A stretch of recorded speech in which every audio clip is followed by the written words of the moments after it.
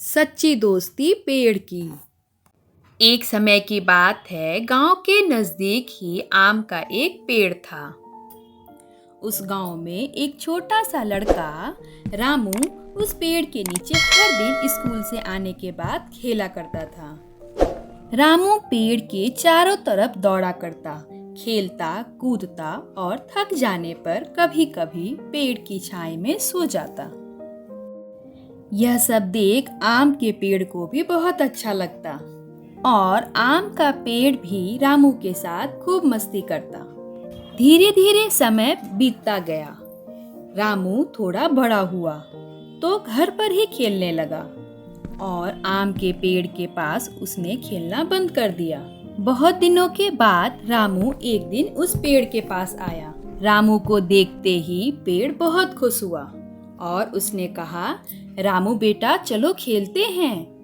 नहीं नहीं, मैं तुम्हारे साथ नहीं खेलूंगा, मैं अब बड़ा हो गया हूँ, मुझे अब खिलौनों के साथ खेलना है, पर मेरे पास खिलौने खरीदने के लिए पैसे नहीं हैं। यह सुनते ही आम के पेड़ ने कहा, रामू बेटा मेरे पास पैसे तो नहीं हैं, लेकिन अगर तुम चाहो तो मेरे पेड़ से सारे आम तोड़ लो और उन्हें बेचकर तुम अपने लिए खिलौने खरीद सकते हो।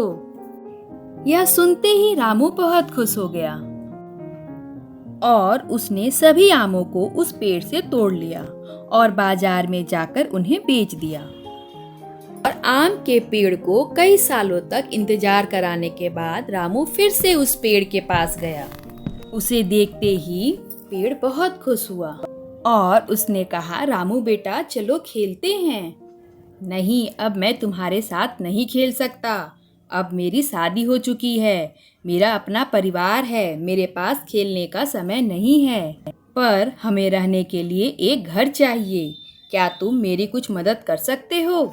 यह सुनते ही आम के पेड़ ने कहा, रामू बेटा मेरे पास घर तो नहीं है, परंतु अगर तुम मेरी टहनियों को काट कर घर बनाना चाहते हो तो बना सकते हो। और उसने सभी टहनियों को काट डाला।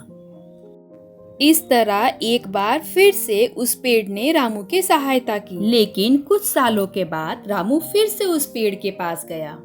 उस पे नजर पड़ते ही आम का पेड़ बहुत खुश हो गया। आओ रामू बेटा चलो हम खेलते हैं। रामू ने कहा, मैं अब काम कर करके बहुत थक चुका हूँ, मैं चाहता हूँ मैं एक नाव बनाऊं और नौकायन कर अपनी जिंदगी आराम से बिताऊं। क्या तुम मेरी कोई मदद कर सकते हो? यह सुनते ही आम के पेड़ ने कहा, मेरे पास नाव तो नहीं है, पर अगर तुम चाहो तो मेरे तने को काट कर अपने लिए नाव बना सकते हो। यह सुनते ही रामू बहुत खुश हुआ और उसने पेड़ के सारे तनों को काट डाला और अपने लिए एक नाव तैयार किया। कई वर्षों के बाद रामू फिर से उस पेड़ की जगह पर लौटा। तब तक वह बूढ़ा हो चुका था। उसको देखते ही बचा हुआ पेड़ बहुत खुश हुआ और बोला, मुझे माफ करना रामू, मेरे पास तुम्हें देने के लिए कुछ भी नहीं है।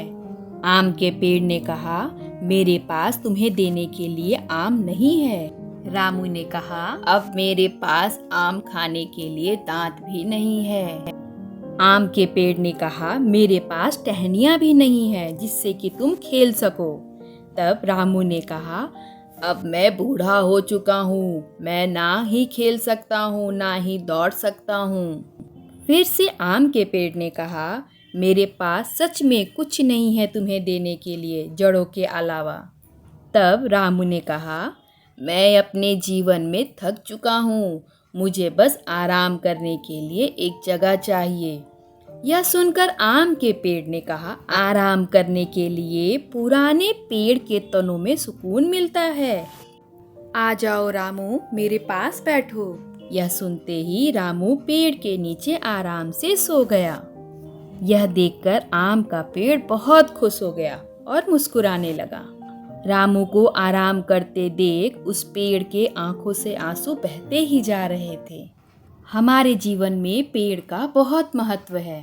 एक पेड़ जीवन भर हमें देता ही रहता है और इंसान कद्र तक नहीं करता। पेड़ हमें छांव और फल देते हैं। लकड़ियाँ देते हैं, पर हम इंसान उन्हें बेरहमी से अपने फ़ायदे के लिए काट देते हैं। ये हम सबों की जिम्मेदारी है कि हम पेड़ों की रक्षा करें और नए नए पेड़ लगाएं। Please like, share and subscribe. मिलते हैं नेक्स्ट स्टोरी में।